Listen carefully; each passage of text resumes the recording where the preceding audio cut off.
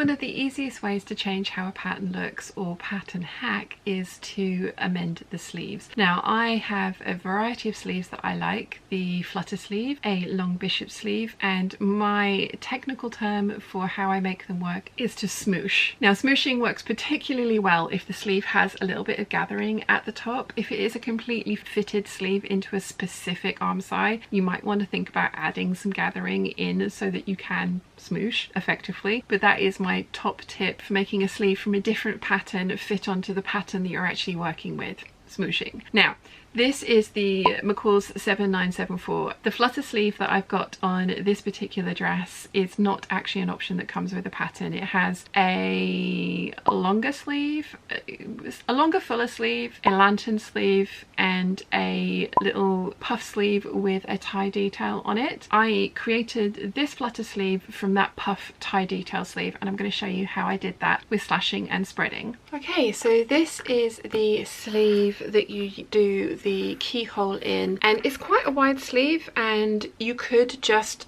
not cut the keyhole out, not put the cuff on and leave it like that, but I do prefer a much fuller sleeve. So I have taken a tracing of this sleeve because, as I say, I do like this one and I do use this one, so I wanted to maintain the original pattern piece.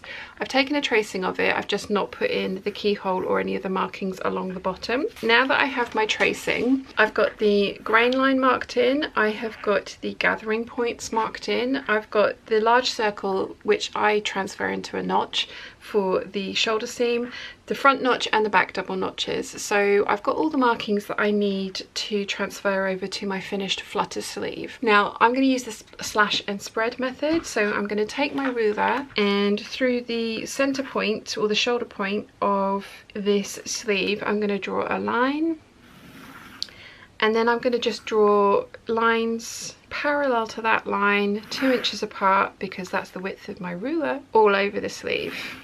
And these will be our slash and spread lines. So I'm going to do that for the whole sleeve, both sides.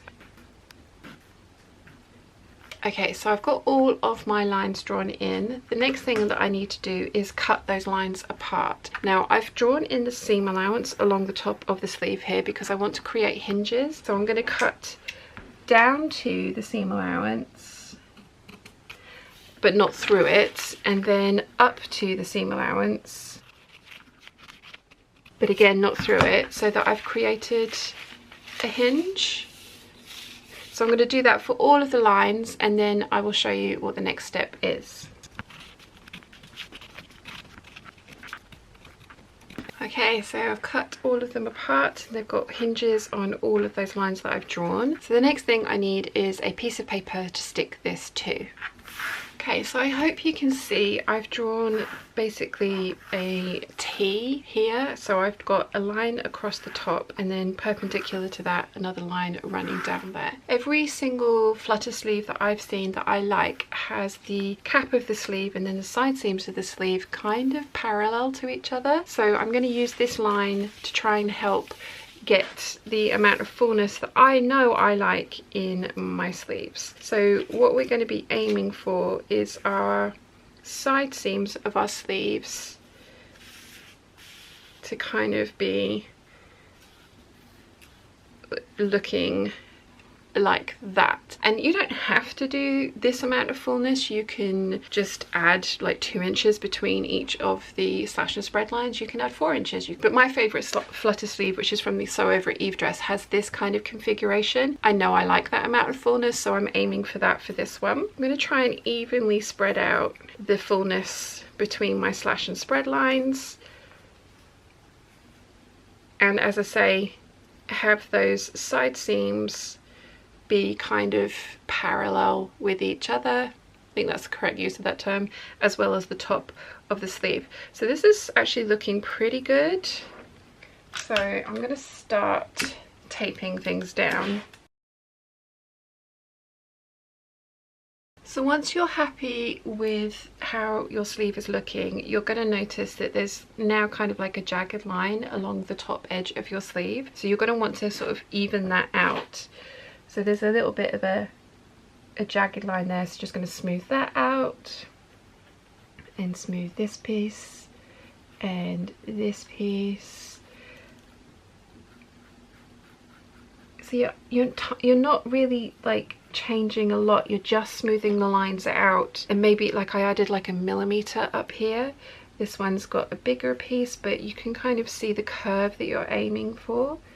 So you've got that nice and smooth. You don't want any like harsh corners on that top line. And then on the bottom line, we want to be connecting those bottom pieces. And again, you're going for sort of a smooth line. I'm freehanding this, you can totally use like a French curve or a ruler, but you want a nice smooth line along the bottom of your sleeve.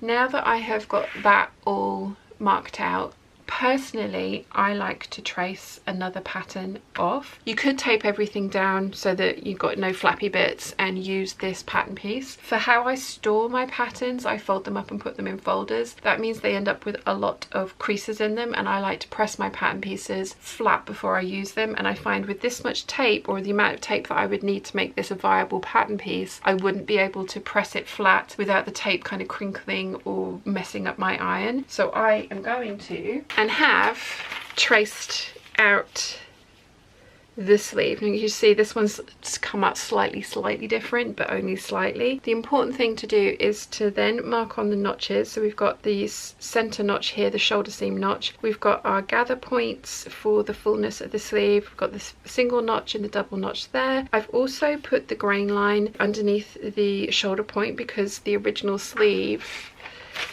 if you look at it, the grain line is actually parallel with that line, the original line that we drew. Just marked it down the center underneath the shoulder point of the sleeve. Once you've done that, you want to mark up your pattern. McCall's 7974 Flutter sleeve cut to size 14 because that's the size that the original was, and that's how you slash and spread to get a Flutter sleeve. This is a really easy way of achieving the fullness that you like in lots of different pattern pieces from lots of different garments. I've used it to amend the skirt on the 7319 dress to make it look like the pattern envelope. I've used it on a couple of sleeve patterns to get the fluttery sleeve look that I like. I find that the tighter sleeves that are drafted for the torso size that I use on the big 4 patterns actually end up giving far too tight a fit across my bicep. Could I learn to do a full bicep adjustment? Of course, and I have done, and I do use it occasionally, but I have to say that my preference for sleeves tends to be Flutter sleeves, big bishop sleeves, or no sleeves on my dresses, just because of the type of way that I like to wear them and the things that I like to wear them with. So I hope you found this video useful. Like I say, this is just the method that I use. There are probably